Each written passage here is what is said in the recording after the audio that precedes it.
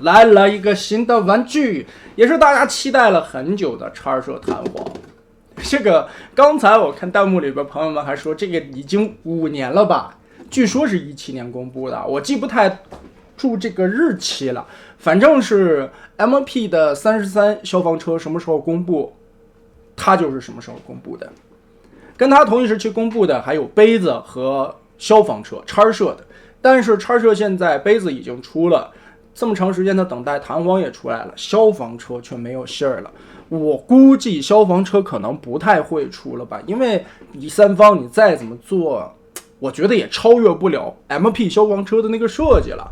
但是 MP 现在没有做出来弹簧，弹簧这个角色吧，叉社也是最后一家做出来的。之前你比如说 O 叉、FT， 还有所谓的大春，还有 TW、UT， 现在就个头大一点的这些弹簧基本上已经出了5家了，所以现在叉社能最后做出来，其实需要一些考验。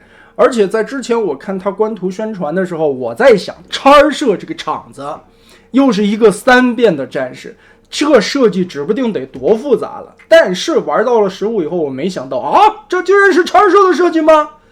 这么简单。盒子的外包装依旧是叉社的一个风格，个头很大，因为配件也带的特别多嘛。制品方面，一份全彩的说明书，中英文的双语，信用卡材质的人物卡。首先有5张替换面雕，然后一张漫画造型的脸。哇，这个脸其实做的挺帅的，但是明显感觉叉社这个大比例的这个脸要更 man 一点，更爷们儿一点。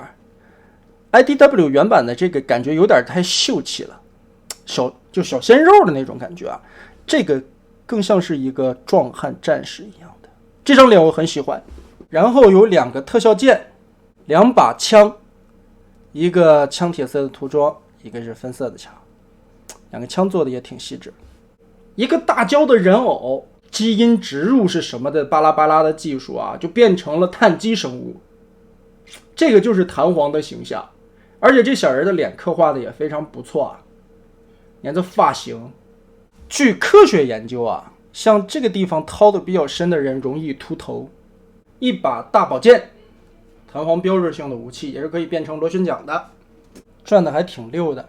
这个是一个特效剑，与它对应的还有一大堆的透明剑。哎呦，还挺不好扣的，拼起来了。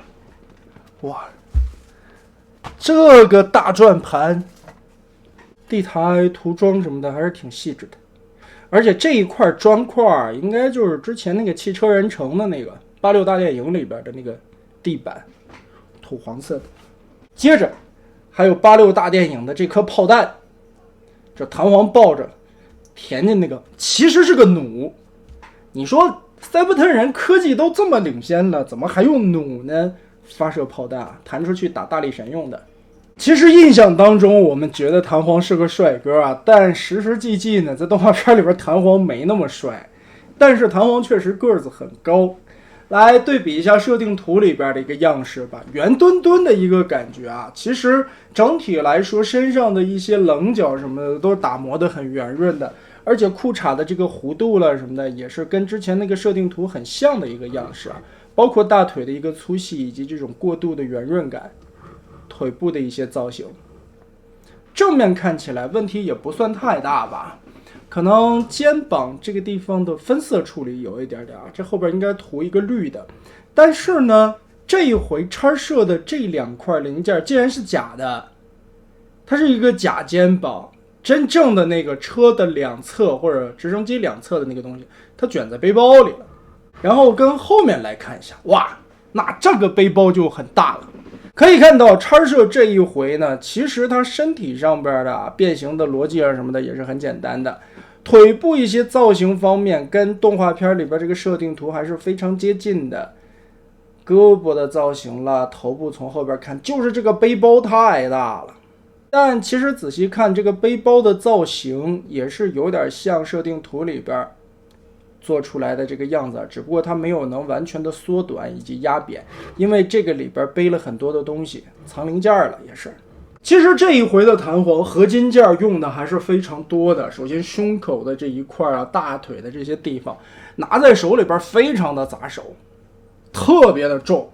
而且整体来说的弹簧，它在一些专用的关节上边，就是一些危险的关节上，比如膝盖这地方，它也用了这种合金的齿轮关节来处理，效果还不错吧？拿在手里边挺压手的，比44稍微猛一点点啊。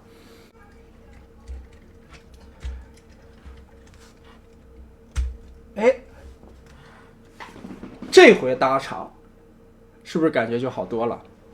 胯部这个齿轮啊，你如果掰一齿的话 ，A 字接地啊，感觉稍微有一点点虚位。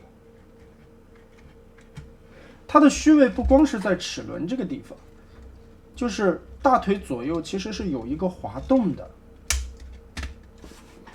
是有一个错位的。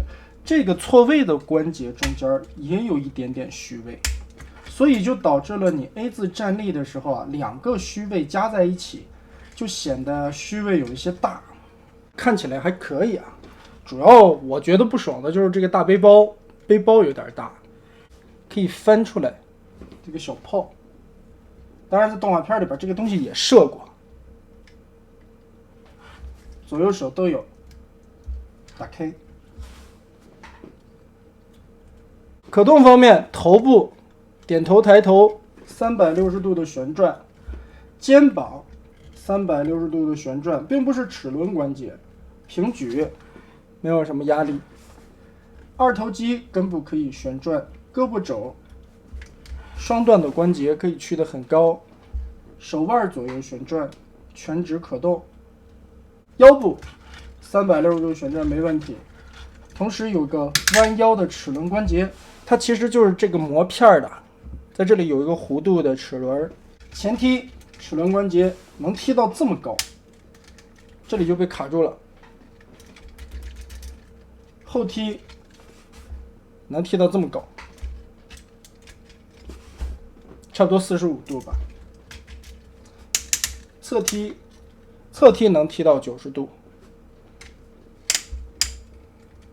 大腿根部360度可以旋转。膝盖这里齿轮关节中间也是个合金的，能折到90度。脚踝左右有接地，基本上该有的可动也都是有的了。咱们先把它变成直升机的形态吧。首先拳头准备好，给它全收起来，然后打开这个扣子，这里有个扣子，打开以后旋转一下，放过来，然后根据肩膀的这个滑动的关节往里缩，缩到最里边去，缩短它。接着肚兜这里整个的往起打，打的同时拉开上方这里的一个锁片，前后这里有挂钩的小的卡扣的位置，锁打开，这块折叠，整个这一块双段折叠塞进去，压平掉。肩膀这个位置是合金件，立起来，立起来的同时，我们脑袋旋转一下，掏进去，脑袋扭一下吧，露这个脸不好看。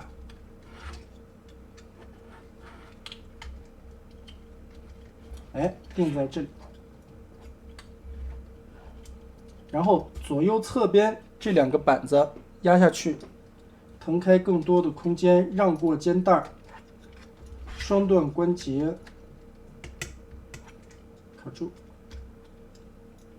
背包这里是靠两个 C 型的咬扣，这两个东西咬着它的，咬的这两个凸起来的桩子。从后边的这里的卡扣先卸开，卸开的同时，肩膀这个地方还有一个滑道往上提，卸开卡扣往上提，再往里旋转。胳膊从这个地方的关节往里折出一个90度，然后旋转过来的卡扣跟这儿定上，插合在一起。Z 字折叠，调成这样的一个角度，然后往里掏。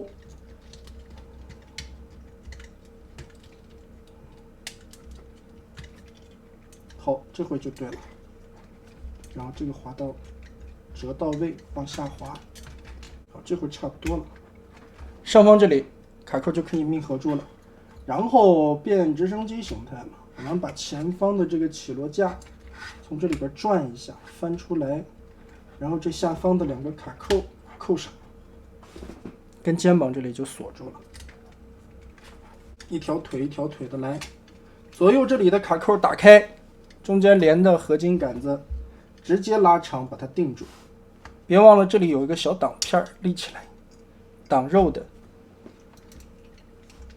然后我们把这一块的卡扣先打开，接着左右拆开膝盖前方的这块零件，这个时候我们才可以翻转90度，翻到这个方向来，脚丫子直接往前填，填到前方，这块的挂钩立起来，这个地方的卡扣插合，然后折回来。折回来以后注意啊，它这儿有一个小的零件，立起来以后有一个小的梯形钩，把这里要套一下，锁进去。好，一面的飞机后边尾部就变完了。所以这个东西很简单啊，2条腿中间所有的卡扣密合了。在密合的过程中，我们就要利用到大胯这个地方大腿上下错位的这么一个关节，往里推一下，推进来。另外一边也是密合中间所有的卡扣就可以了。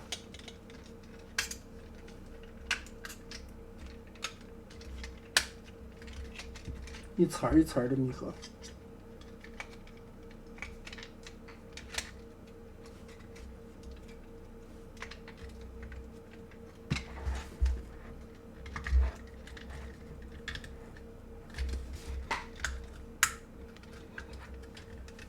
背包先完全的翻到后面去，从里边卷出来，整个的一个大翻转，卷出来这2块，外边的这个小片片翻过去，整个的一根大滑槽往上提，提到最高处，上边的这2片打开，然后中间滑道拉伸。这2片卷出来，是小三角轮子，然后盖子打开，从里边把这一块军绿色的翻出来插上，这个再回归回去。这个小方块翻出来，小尖推到头，注意这个小零件不要挡到。往后推过来以后，这里有一个凹槽，和后方竖起来的这个板进行一个插合，也就把这块固定上。从这个地方看，有一个小卡扣，跟这儿搭上去，它最后是固定到这儿的。左右军绿色的这个地方有2个钩子，用 C 型的韧性把它夹进去，夹在侧方的这2个卡扣上。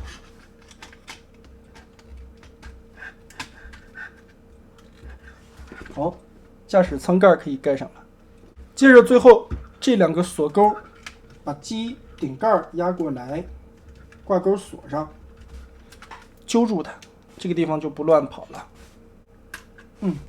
从这儿扣出来，然后旋转到外侧来，再往回，这里有一个小卡扣勾在这个凹槽里，就把它定上了。滑动缩进去。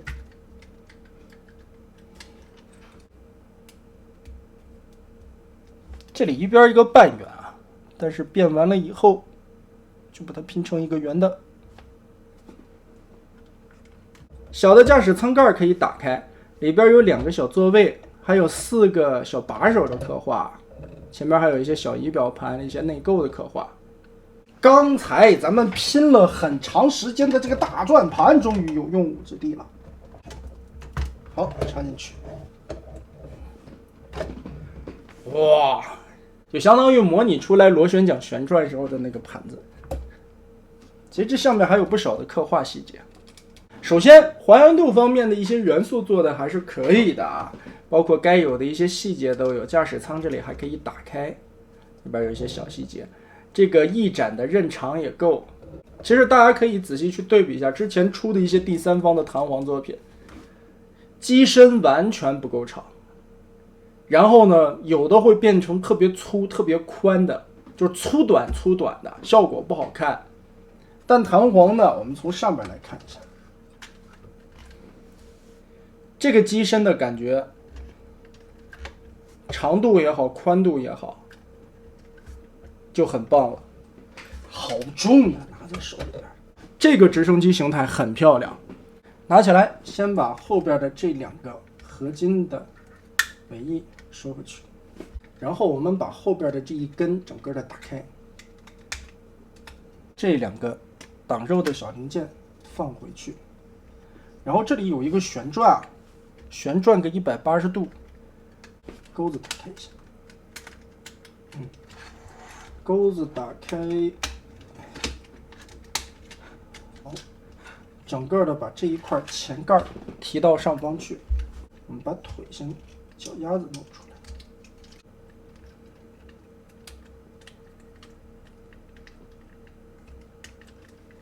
然后打开这个地方的七星钩，这里很重要。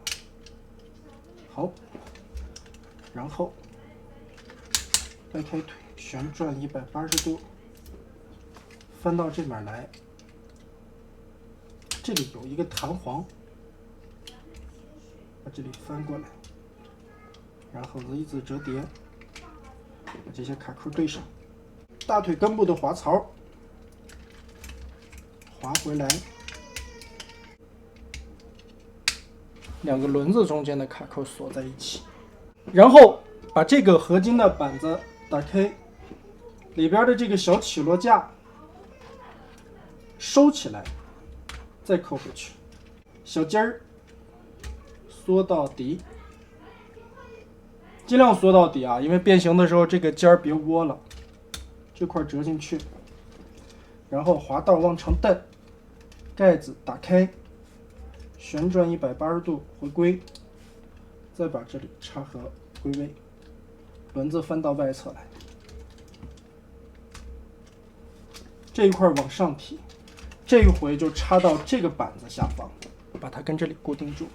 首先前边的两个 C 型的军绿色咬扣跟直升机同样的位置，后边这里有一个维度的咬合，横着这里插进中间的这个缝隙，上下的这插到后方这里的孔里。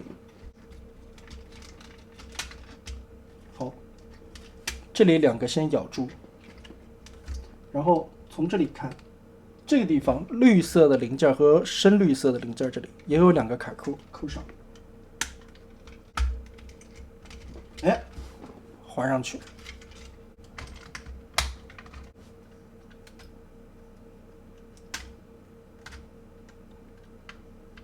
车灯给它翻起来。好了，叉射弹簧的第三个形态，汽车形态变形完成，也就是这样了。汽车形态下，枪可以插在车顶，也可以加上这个特效键。前边的大灯可以打开，里边也是有一些大灯的刻画，当然你也可以把它盖起来。我们对比一下设定图来看，首先这个角度来看，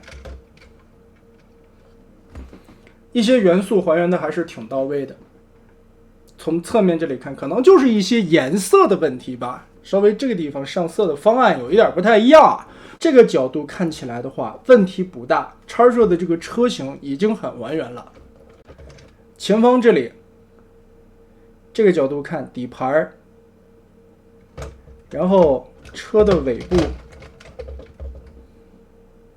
可能就是这里露着两个脚板吧。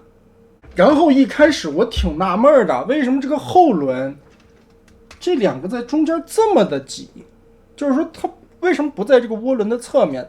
但是我对比一下这个设定图的侧面的时候，我发现，果然还是叉射懂记忆，就给我的感觉人形差了点意思，美型度的硬伤出在这个大背包上边，因为我们可以看到这一块两边整个的这一块墨绿色的零件全部是它的背包组成的部分，所以呢背包显得有点大，其他的部分我觉得都做得还不错。相对来说啊，目前看这么多家第三方，就光看伪装形态的话，叉社应该是最还原的。就是这一圈变形下来，大家也可以看一下，你们能想象到这是叉社的设计吗？叉社如果说做一个3变战士的弹簧，还不得在这个设计基础之上再翻1倍的这个步骤量啊？但没想到这回竟然是一个非常简便的变形的过程。尤其腿部这边啊，我们其实就可以把腿部分解成3块，它腿部就3片，只不过这3片的来回折叠变成了人的腿、车的尾部和直升机的后边，然后前边的2个前轮连带这一块的地方和背包是一整块，把这儿团吧卷进去放在背包里，人从肚子底下往出一掏，这是胸口，就完了。变形是真的简单，但是相对来说啊，只是说像叉社同自己家的作品比较的话，这一回的弹簧真的是一个步骤又简化，处理完的效果又好的一个作品。唯一可惜的就是背包有点大，当然如果想把这个硕大的背包再密度压缩下来的话，那步骤肯定也是要变得更多了。总的来说这一回的弹簧体验还是挺不错的啊。你们回头想一想杯子，可以说2个载具形态都很强，人形就是差一个背包，仅此而已。拿在手里很有分量，配件量带的也是非常的多，可以说这一回弹簧也是能给你把想象到的该有的配件都给你带上了。所以最终啊，问题就是价格了，800多块，900左右的一个售价吧，看看大家能不能在心里边接受这个价位了。而且是一个让你对叉社刮目相看的作品，它不会像之前叉社那样繁琐的设计，你变完了以后乱七八糟的。这一回的弹簧很好理解它的结构，而且属于那种一马平川的变形，最后卡扣找卡扣就可以密合得很好了。目前弹簧就是这个样子了。好，我们下期再见。